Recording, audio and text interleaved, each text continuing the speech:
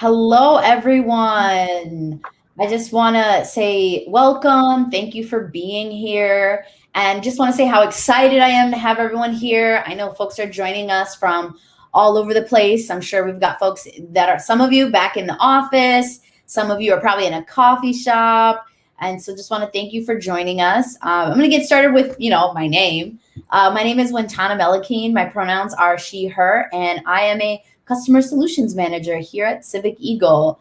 And so before we get started into our amazing, brilliant panel with these two brilliant experts, I just want to talk a little bit about Civic Eagle, who we are, and what we do. So just to let you know, the company was actually founded in 2015, but we created this really brilliant product called the NView in 2018. And what it does is that it's a legislative tracking tool. It lets you track all 50 states, Puerto Rico, DC, and the federal government. It's very innovative. It's one of a kind.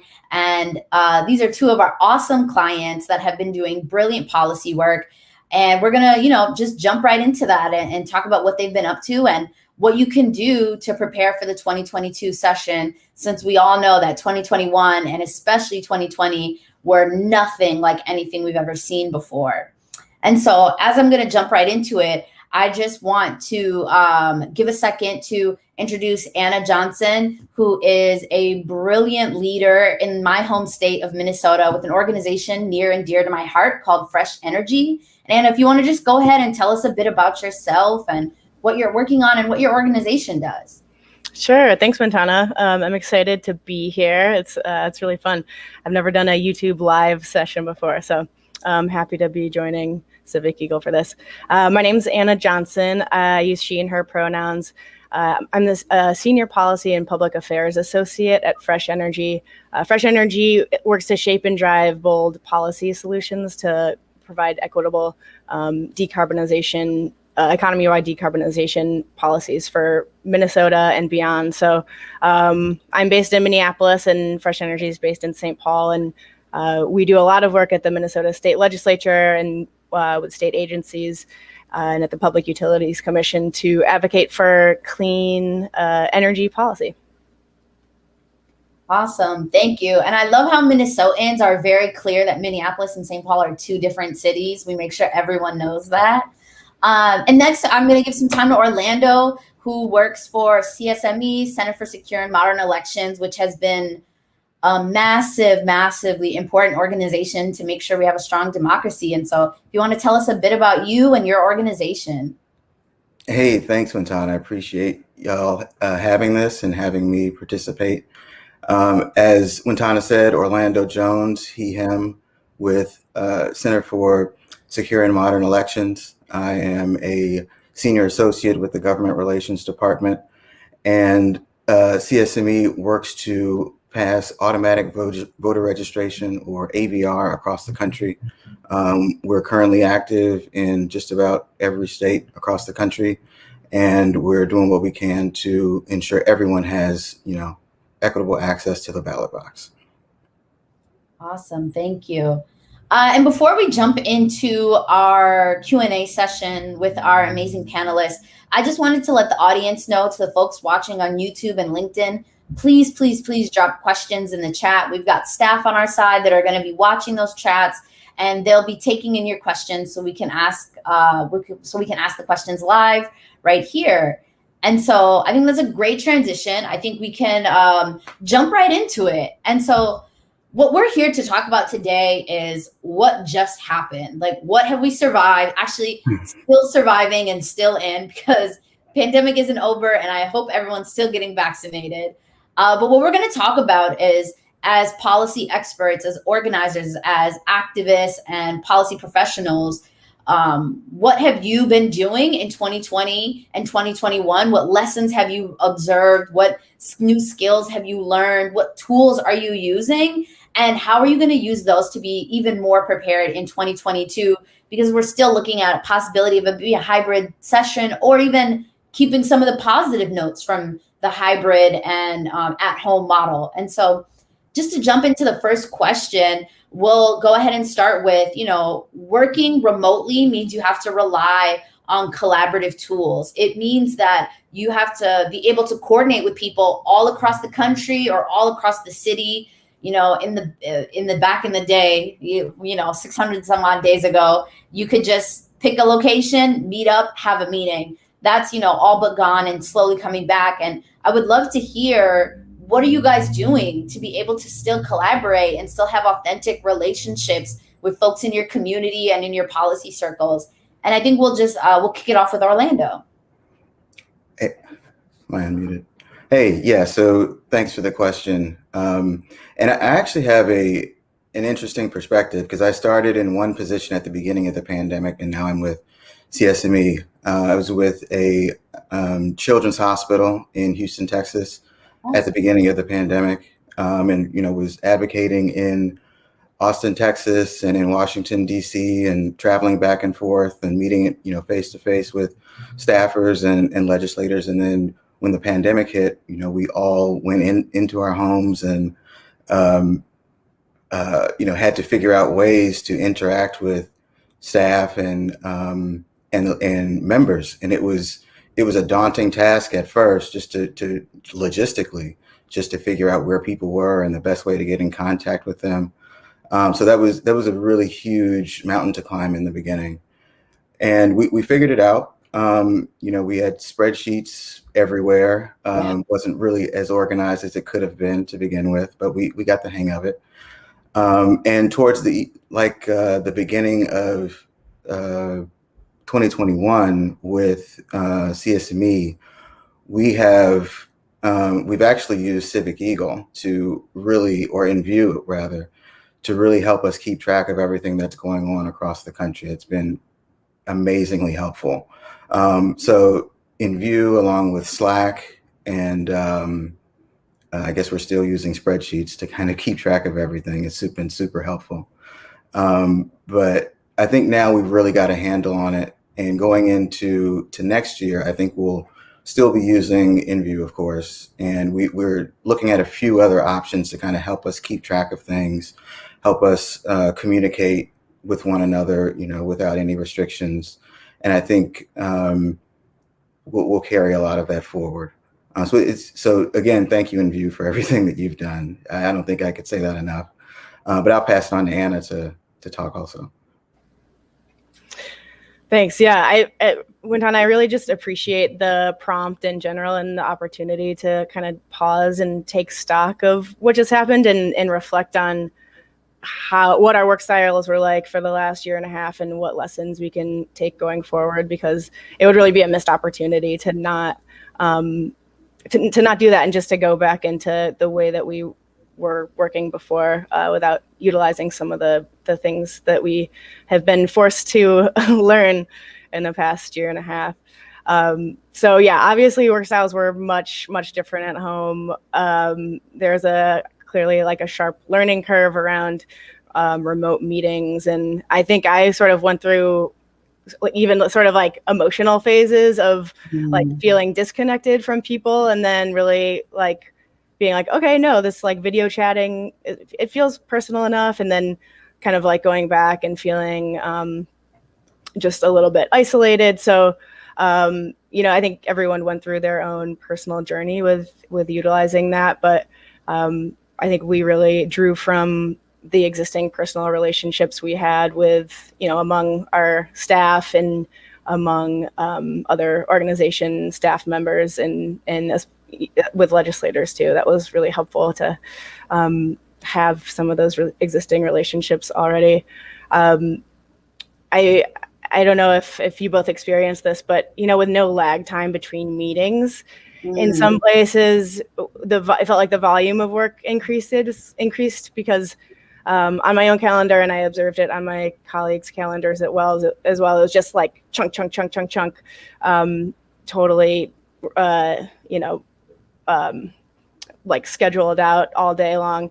So it felt like the volume increased a little bit. And I really rely on like personal note taking. I don't have an awesome like working memory day to day or week to week. So using NView to be able to track conversations, because also with the anxiety of a global pandemic and with the volume of work, having a tool to track conversations, whether they're happening over Zoom, over a Teams meeting, among staff, among a coalition, kind of noting something that a legislator said in committee or on the floor. It's just like really, really helpful to have a repository for each bill for all of those different conversations. So I really found that helpful in terms of staying organized and managing the volume and the kind of breadth of work we were doing this session. Absolutely. I mean, you guys both bring up really phenomenal points. The continued investment in relationships, even though you don't see folks, you still have to keep talking to them. And I think definitely figuring out the new tech tools and figuring out how to integrate it. And, you know, I can't lie, I appreciate the plugs for NView. I did not ask them to do that. I swear that was very organic. And so appreciate that. And just to remind the audience, NView is a product of Civic Eagles. Civic Eagles, the company, and NView's this brilliant legislative tracking tool that we have. So just to let y'all know about that. And you, both of you kind of hinted at this. So let's talk a little bit about the urgency that we experienced. I definitely, I know you're talking about the Zoom fatigue when you're going from meeting to meeting to meeting and you have no vehicle to store notes, you have no vehicle to take breaks. And so with the increased urgency of everything, of responding to a pandemic, massive environmental crises, massive voting rights crises, what were you guys doing to stay efficient? And I actually want to just add to this question, what were you also doing to take care of yourself and your colleagues while trying to also become more efficient during a pandemic? And I think we're going to start with you, Anna. We're going to flip it this time. So if you want to kick us off. Sounds good. That's a great question. I'm just kind of having flashbacks for the last year and a half. So pardon my like stunned face. One of the ways to stay efficient was, you know, it was an interesting thing where we were on the computers a lot more than, you know, rather than being in person at the Capitol. Fresh Energy usually is spending, you know, 4 or 5 days a week physically at the Minnesota State Capitol during the legislative session, which is, you know, January to May, mid-May usually. But being on the computer, it actually was able to increase efficiency a little bit in terms of like vote tracking, especially for amendments. I didn't have to race other people up to the table in Senate committee hearings to like grab a piece of paper, and there's never enough. I wasn't having to like, you know, write down yes or no on the paper and like manage the stack and then go back and like record those votes afterwards.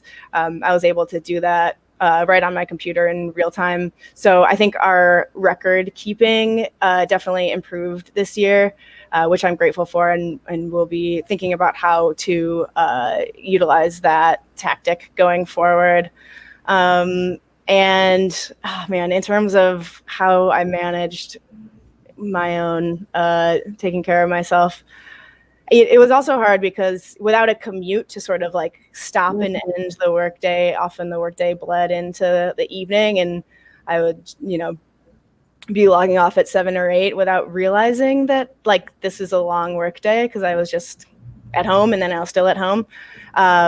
So it did take some like intentional sort of recognizing that this legislative session is a slog. And one of my favorite things that I benefited from, I live in a house with a handful of roommates, and one of my roommates invested in 2 quarter pipes, skateboarding ramps that we have in our basement. So when I needed get out of my head a little bit of adrenaline that was not related to the legislative session, I would go down there and kind of try my hand at skateboarding. So that was pretty fun. That's a great, I invested too many hours into TikTok. I wish I would have invested into exercise. That could have benefited me. Orlando, we all coped the way we could, you know. Exactly. We all tried to survive it. We would love to hear, like, what were you guys doing with the urgency? I mean, we saw the fight against and for voting rights across the country, but also, you know, what did you do for your own humanity during this time? Oh, wow. So I like to draw and paint. So, you know, whenever I got some time, I would step away and do those things. With a lab and a 3-year-old, it's kind of hard to find that time. But my wife and I try and find time for each of us to have some alone time. So we took time to do that. But in terms of efficiencies, I want to echo a lot of what Anna said.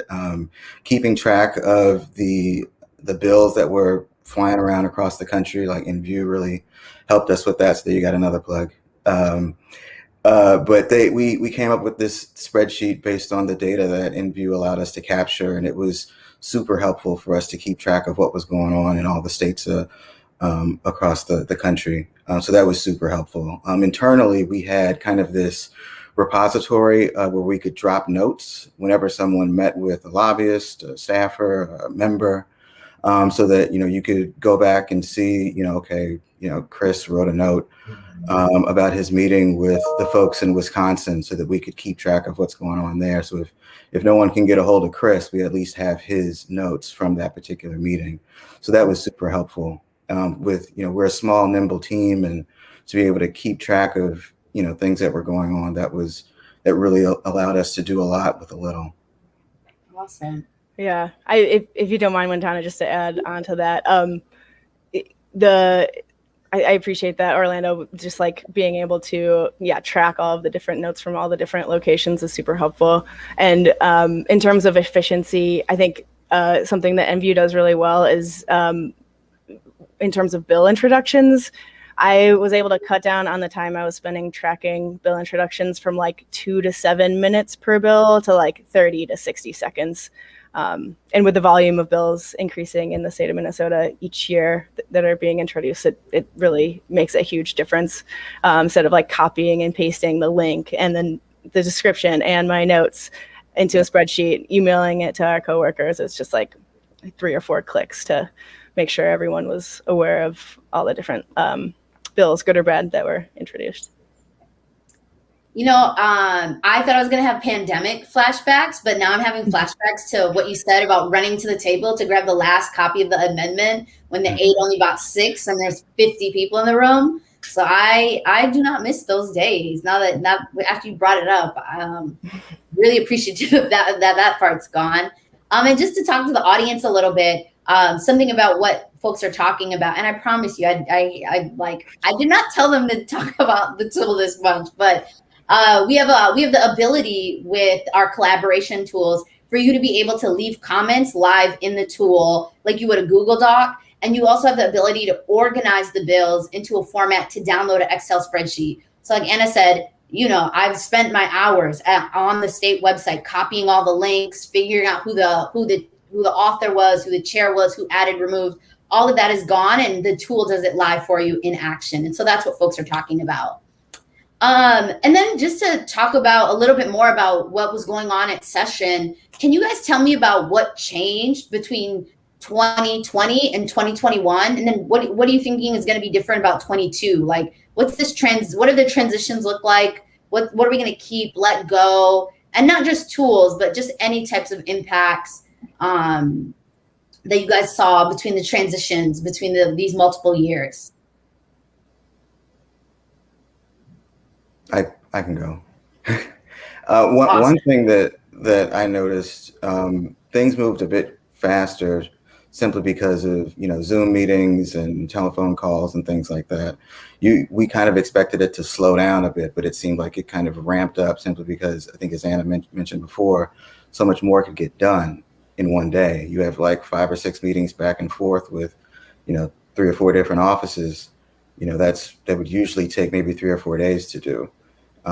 So we saw kind of an uptick in the amount of work and the pace of that work. And that's something that we'll really be looking for come next year as session rolls back around. That'll probably tick up as people get more comfortable with the technology and Zoom and Skype and everything. And folks are more comfortable with using those tools. They'll probably pack a few more things into their day just to get things moving. So that's kind of what we're anticipating. Yeah, in terms of what changed, kind of more looking at the policy side a little bit. at least in the Minnesota state legislature, we're the only divided legislature in the country.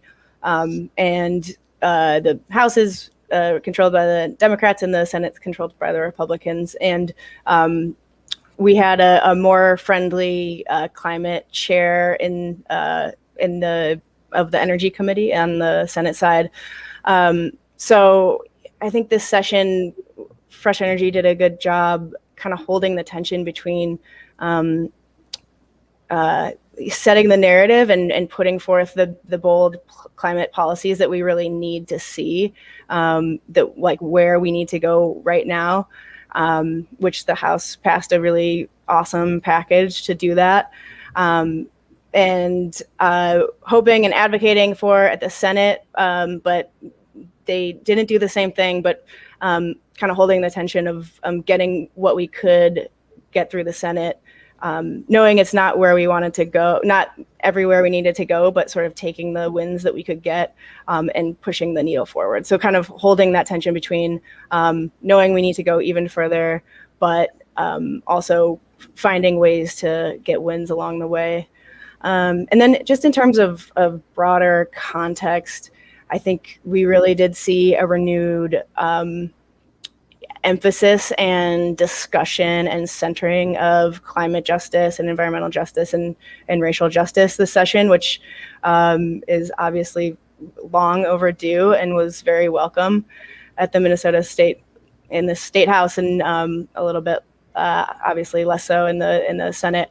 But you know, climate justice, environmental justice, racial justice were brought up in committees that you wouldn't necessarily expect to see them. They were talked about, and there were impactful bills brought forward in the Environment Committee and Energy Committee, but it was also talked about and centered in transportation, and Chair Fooley did a great job centering it in the Bonding Committee. So thinking about how, you know, big state investments have an impact on climate adaptation and mitigation and equity. So there were a lot more sort of intersectional bills that were introduced and intersectional topics, and a real energy and enthusiasm from a broad swath of members of the House of Representatives, especially in wanting to pursue those intersectional issues, which is great to see, and we're really excited to continue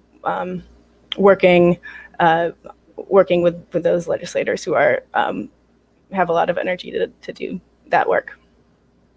Absolutely. I know I personally learned a lot around the intersections of even healthcare inequity and environmental inequality, and how those actually tie together, how the climate crisis is very much tied to what's going on with the pandemic. And, you know, that was definitely a huge lesson that I learned. And, you know, I'm pretty sure I probably got it off of some Twitter content posted by Fresh Energy. So thanks for that. Orlando, I'm going to pivot a bit, and I would love to actually hear a bit about what was the policy impact on you? Like, what did the last 2 years have, and how did it shift what you were already working on? You know I was at the time, at the start of the pandemic, I was working on voting rights, and there was a massive shift when the pandemic started, and we were talking about, you know, vote from home and all of that. And so what was that experience like, having that shift in the middle of the election cycle and policy year? Yeah, so as I said, I started off at the beginning of the pandemic with the Children's Hospital in Houston. And for the beginning of the pandemic, we were focused on securing funds from the federal government, like COVID relief funds for the hospital, just to cover some of the losses that had happened due to, you know, loss of patients coming into the hospital, so on and so forth, having to gear up for, you know, to possibly take on the overflow of patients from the adult hospitals and the Houston Medical Center. So that was it was a nerve-wracking, fast-paced kind of 6 months at the outset there. But then transitioning over to CSME, I started with CSME just before the 2020 election.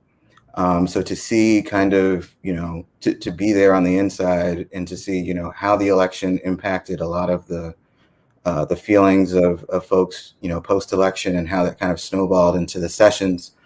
across the country, and with the uptick in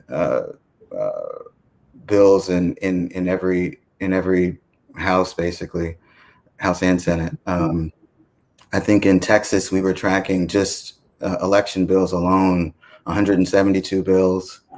In Arizona, I think it was 119 or 120.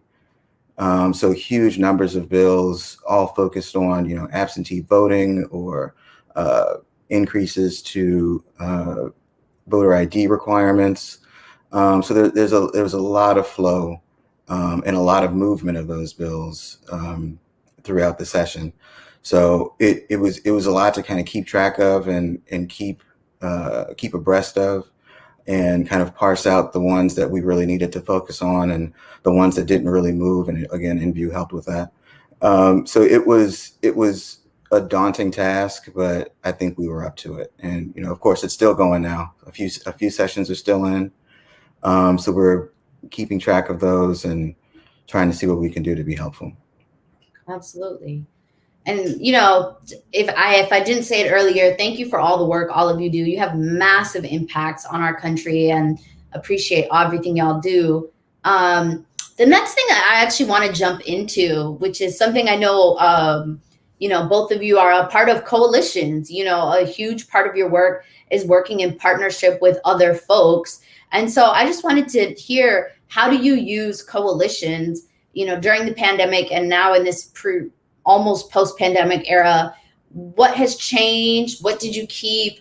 What new coalitions are you trying to build, or what did you gain from the coalition work that you've been doing these last two sessions? And Anna, if you want to kick us off this time. Sure. Yeah, I'd be happy to. Yeah, I really can't overstate the impact and the amount that we rely on and utilize coalitions here in Minnesota and Net Fresh Energy. We are very lucky to be part of a state that has a very robust and engaged, electorate and civic life. So basically every bill that we worked on, we were working on with others. The ECO Act is a great example. There were updates to the ECO Act was a sort of a broad sweeping update to our 30-year-old energy efficiency laws. And we worked alongside labor unions, electric utilities, other, energy and environmental organizations, a really broad coalition of folks worked on that and kind of came to an agreement around that bill. So, and it's a really technical and long bill, and we draw expertise from several different staff members. So, one of the ways that we were able to use InView is kind of keep track of the different portions of the bill, and in terms of like different staff member weighing in and making technical comments on different parts of it, and kind of have that in one place. So yeah, coalition work is critical to our work, and we use it for information sharing, generating ideas. I find it just energizing to know that, I or Fresh Energy or no one's working in isolation, that we're part of a groundswell, and we represent a lot of folks in the state who care deeply about energy and environmental issues. Awesome. Yeah, and I agree with that. I think coalitions allow us to be in more than one place at once, and the info sharing, I think, is key. And having the ability to come up with different approaches and ideas and see which one works best, given that any particular partner may be better to carry that bucket of water than another. So that's always extremely helpful, just to know that you're not doing it all alone, that there's a group of people committed to the same goal that are can operate in a different way to get things done. So that's always super helpful. In the pandemic, I guess that's even more important, just because it's harder to do things in person or in any particular state, it's really super helpful. Awesome. Thank you. And, I think for our last question, I think I'm going to just ask, what are you excited about for 2022? Like, what are you excited to actually maybe see a senator in person, have a lobby day? Like, what's the thing that you're like, I can't wait for this? Or, yeah, like, what is the thing that you're just like, oh my God, I'm one step closer to XYZ? What is that? What is that for you? And then Orlando, you want to kick us off? Yeah, so I am actually looking forward to eventually getting back into some of these state capitals, when it's safe to do so. Because as a former staffer myself, like I want them to be safe, I want them to be happy, and I want them to, I completely understand where they are when it comes to those types of things. But I am excited to get back into the buildings. There's nothing like watching from the gallery or meeting in a member's office or rushing from one office to another for a meeting and trying to come up with your notes on the fly on the way there. Like that excitement will never go away from me, and I look forward to that. Absolutely. Yeah, I totally agree. I'm really excited to be back in person, and it's just way more energizing, way less isolating. You have chance encounters with everyone, the public, with legislators, with coalition members, with folks that you maybe are not planning on talking to, who are working against you, that can provide opportunities. So I'm excited for, the literal lobbying of running into folks and talking. And I also am just like, I'm just really looking forward to honestly having lunch with my colleagues. We, like about 3 weeks ago or a month ago, we had our first outdoor happy hour as a team. And I think we were able to, in that small amount of time, I think we covered more topics in, 90 minutes or 2 hours than we would have been able to cover in like 6 hours of Zoom meetings, just because of the conversation flow and of being in person. So I'm just really looking forward to the work that can be done more efficiently by being in person and having face-to-face conversations and all of the fringe benefits that we get from that. I've just grown so much appreciation for my colleagues and coalition partners and legislators and other lobbyists in the last year and a half. So I'm excited to just see some faces and walk around. Absolutely. The activist in me is like, I kind of miss bird dogging a little bit, kind of miss, running up on a senator and having a tough conversation. I feel like it's really hard to have those via Zoom. So I totally hear that. I'm excited to see folks in person too. So just to close us out, I'm just going to let you guys share, what call to action do you have? What issue are you working on? What do you want our clients, our supporters, our friends online to be thinking about when it comes to your organization? And Orlando, if you want to just go ahead and kick us off, and what message do you want to share with folks? Well, and I also just want to add, I'm looking forward to a hybrid model. I do enjoy the kind of being at home and working from here when necessary, but definitely looking forward to getting back in there and having those tough conversations. But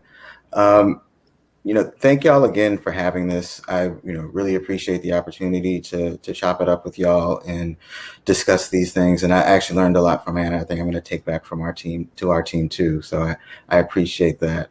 But thank you, I guess. And if I can be a resource in the future, please don't hesitate to reach out. Awesome. Yeah. Thanks so much for having me in Orlando. It's great to meet you virtually, and I appreciate the work you're doing to protect democracy and expand voting access all across the country. It's just so critically important to every single issue that anyone's working on, is to make sure that everyone's represented. So it's a pleasure to share the stage with you. And in terms, I guess I want to say I'm also excited for the hybrid model. I talked up being in person a lot, but I am excited to be able to kind of hang back when appropriate and hopefully have a little bit more of a balanced self-care legislative session going forward, being able to utilize that hybrid model. Yeah, and I just, in terms of plugging the work that we're doing, it's the need for climate action has never ever been more apparent. I think we're all feeling it every day. What's that? I literally feel hotter. Yeah. Yes, exactly. So, but there's a lot to be gained by science-based climate policy that centers equity. So I think that we don't have to be scared of climate action. We can create jobs and reduce disparities and make our homes healthier and make the planet more livable with climate action. So that's my little plug for decarbonizing our economy. Love it. And just to close out, let me just remind folks, my name is Wintana Melekin, and thank you to our amazing panelists. You are watching a live stream conversation on LinkedIn and YouTube. You'll be able to watch it live even after, recorded even after we're done. And we are an organization called Civic Eagle that created a tool called NView, and it is a innovative strategic legislative tracking tool that can track all 50 states, DC, Puerto Rico, and we have the ability to allow you to collaborate with your coworkers, your colleagues, your members and community. We also allow you to be able to share things publicly and track bills and organize notes and all that great stuff. So if you want to check out the tool, feel free to hit me up. I'm sure that my information will be listed on this live stream. And again, my name is Wintana, and thank you so much to our panelists. I am huge fans of all the work you guys do and what your organizations do. And I just, feel honored to be able to share this space with you. And, so thankful that you guys are our customers. I don't have favorites, but if I did, I might say it was y'all. In case any other customers are watching, then it's everyone. But yes, thank you for being here. And everyone, please, share this video and share it with your community. And I hope you got great notes. Thanks so much. Bye. Yep. Thank you.